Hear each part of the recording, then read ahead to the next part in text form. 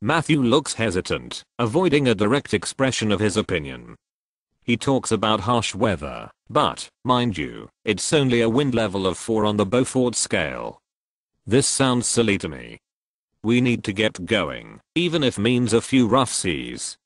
This is not a pleasure cruise that we are going on. It is a holy mission to be accomplished. He has to agree, so it's late at night, and we are leaving Chania. Vangelis has looked after the sail permit. We are supposedly heading to Rhodes. In this way, the ministry people will go there, and won't be able to stop us. We have secretly decided not to sail to Rhodes at all. Let the bureaucrats and inspectors who want to tie us up in red tape wait for us there. I deliberately misinform our people in Sisha that we have changed our mind and will go to Rhodes after all. If my phone has been bugged, which is quite certainly the case, the bureaucratic inspectors will get the wrong information, allowing us to keep moving out into international waters towards Cyprus. I wake up at 6 a.m. and go to the bridge to find out if Giargos wants me to steer. He is outraged. I'm looking for Dimitris K and can't see it anywhere. We specifically told Matthew to be right behind us, and he's just disappeared. The weather goes swimmingly, only 2 to 3 on the Beaufort scale. I call Vangelis aboard the Dimitris K on his mobile and wake him up. We've lost you. Giargos gives him our position and describes it according to the nearest bearings on the Cretan coast. Vangelis calls me back. He is really pissed. Matthew has led them to Iraklion. Vangelis asked him to continue on the same route behind the Aegeus Nikolaos and he replied, "You can steer if you like." Well, now we have to make a stop at Iraklion. At first we are in the middle of the harbor, and then at a remote dock. At our meeting, tension is mounting. The issue is partly a cultural one. Some of the British and Americans who have some sailing experience have more confidence in Matthew's views, and Giargos' local experience inspires the Greeks and other passengers with more confidence. Matthew probably thinks we are all crazy anyway.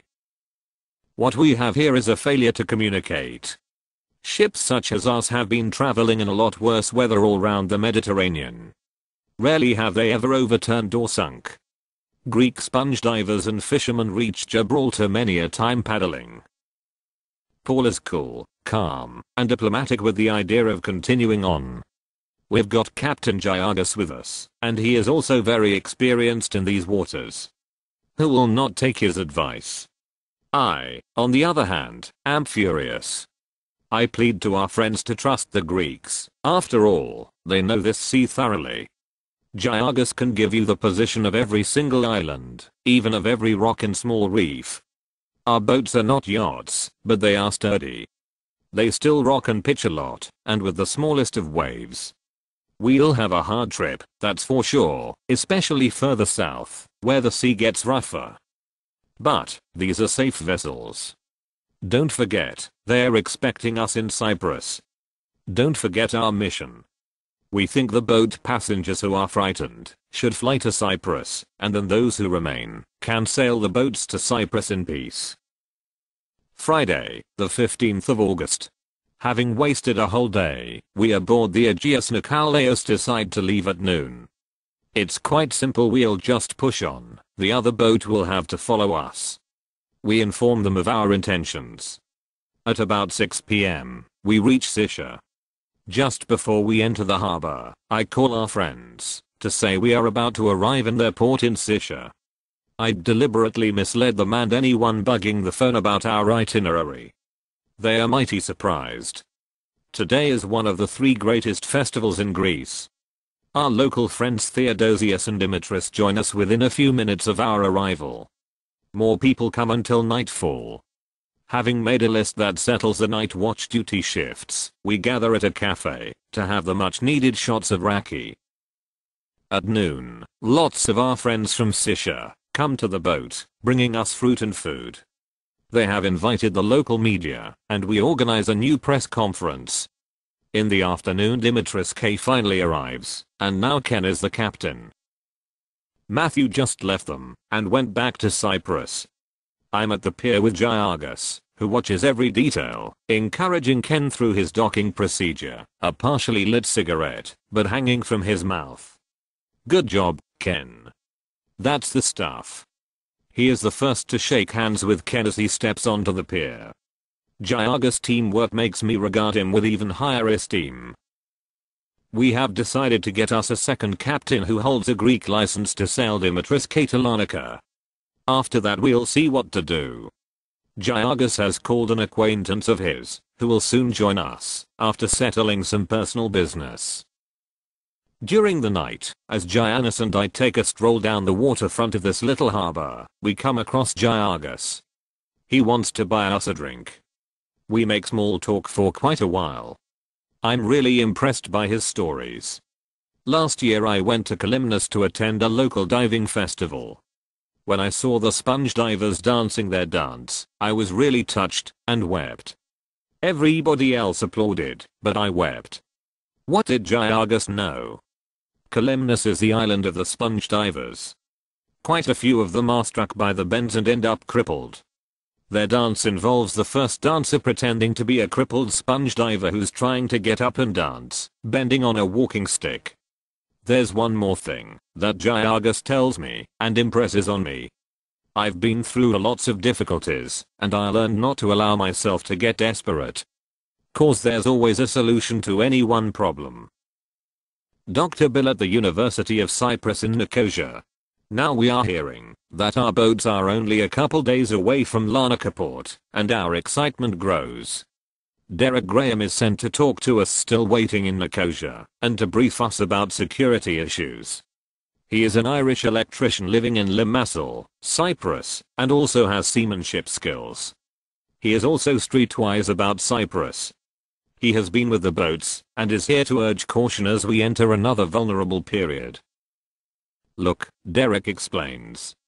Cyprus is famous for two things, its prostitutes and its spies.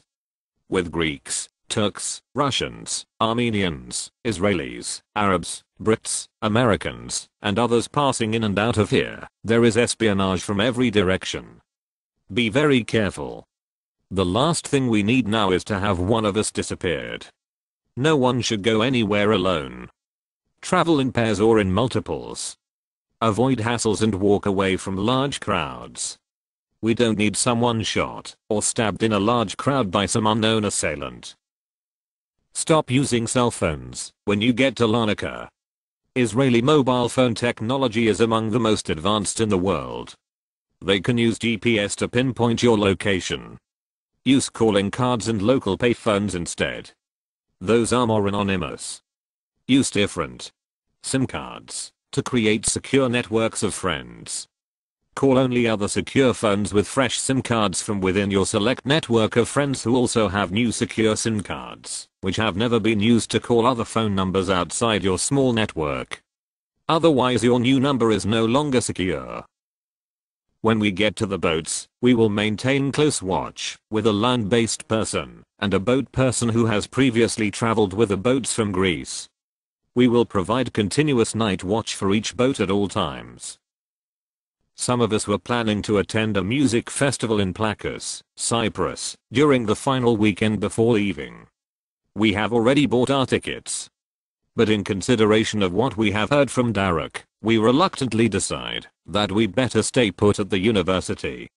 A mosh pit at some music festival is probably not the best place to be hanging out right now, because we have little control over what could happen in that situation. Petros Giatis, across the Carpathian Sea to Cyprus. Sunday, the 17th of August. Captain Zacharias is an able seaman who's worked on merchant ships for years. He arrives in the morning, and, after a short conversation with Vangelis, agrees to pilot Dimitris K all the way to Larnaca. He also talks with Giagas, and they decide we should not go straight to Cyprus, but follow a course near the islands, even if that means wasting half a day. We will be crash testing the boats in the open sea, and need to be off the coast in case any serious damage develops. At 10:30, we sail and we are lucky. The Carpathian, the roughest Greek sea, is absolutely calm. Not a wave to worry about. On the VHF, we hear people on ships sailing nearby. "Never seen this sea so calm in my life," says a captain. Giagus catches a tuna around 7 kilos. He pulls it up slowly and everybody applauds as he brings it on the deck. What about cooking it, then? We've got gas, but no cooking utensils. Vangelis suggests that we have it raw. Sushi time. He undertakes the task to cut off some pieces around the fish's head. We dip them in lemon, and, in a few minutes, yummy sushi is ready to be served. I've never tasted such a delicacy in all my life. As the daylight wanes, our ships smoothly sail on a really calm sea. The sun goes down behind the mountains of Carpathus. An amazing, wonderful view. Then the full moon of August rises, reflecting its gold on the seawater. Giagus and Nikos do not share these moments of peace. There's been an oil leak. They repair the damage temporarily until we reach land and fix it properly. I wake up early in the morning, only to see Dimitris K tied behind our boat. Their engine is shut off, and we are towing them. What happened? There's been a problem with steering, and so we tow them, in order to avoid further delay until Captains Acharius and Kin fix the damage. After the repair, we untie the boat, and we all sail on while remaining in visual contact. A short while before noon, we reach Castellarizo, the last Greek island, next to the Turkish coast. Takis and Giannis recollect that they have an old mate and a comrade, too, Andreas, from university who lives on the island. They get in touch with him and brief him. While getting closer to the island, a rubber boat with Andreas and the mayor of the island approaches us. They escort us to the center of the small harbor, where the mayor receives us warmly and makes arrangements for a lunch for all of us. The people of Castellarizo have their own historical bonds with Gaza. During the Second World War, the island was under Italian occupation. The British wanted to bomb it, so all its inhabitants had to leave and take refuge in Gaza. The mayor's maternal aunt was born in Gaza. And now 2 Greek boats are paying their last Greek port of call to their island. They are part of an international mission to sail on to Gaza to break the siege. It is night and our captains discuss the issue of our departure as the forecast doesn't sound too good. Giagus suggests we leave in the morning. Zacharias insists we leave immediately. The locals tell us that bad weather doesn't last long. Then, both captains agree. We set sail an hour before midnight. 2 rubber boats escort us to the open sea. Heading to the south, the weather is fine again. Not even a breeze. Only the swell, the silent wave of the Mediterranean Sea, makes its presence clear. We have gotten used to it by now. Letter to Free Gaza from Israel's Foreign Ministry Office. We finally hear from Israel's Foreign Ministry Office after all at Tzipi Livni. At first, they sent the email saying we would like to bring to your attention that the transfer of humanitarian aid to Israel is affected, at present, through agreed upon channels. When we gleefully pointed out that we were sailing to Gaza and bringing in only a small amount of aid to Gaza and not to Israel, they sent the corrected version below. From Israel MFA Online. Date, Monday, August 18th, 2008 at 4:53 a.m. Subject, reply to your letter to FM Livni, corrected version. 2, freensofgaza@gmail.com. Information and Internet Department, Ministry of Foreign Affairs, Jerusalem. The 18th of August, 2008. The Steering Committee for the Free Gaza Movement, Cyprus. Dear committee members. Your letter to Vice Prime Minister and Minister of Foreign Affairs Tzipi Livni as published on your website has been brought to our attention. We assume that your intentions are good, but, in fact, the result of your action is that you are supporting the regime of a terrorist organization in Gaza, an organization dedicated to non-recognition of the State of Israel and its right to exist, an organization that sends women and children to commit suicide in order to hurt others, an organization that has committed dozens of terrorist acts against Israeli civilians, including massive attacks of rockets and mortar bombs on Israeli communities in the heart of Israel's sovereign territory. It is this organization that does not allow the Israelis and Palestinians to live in peace.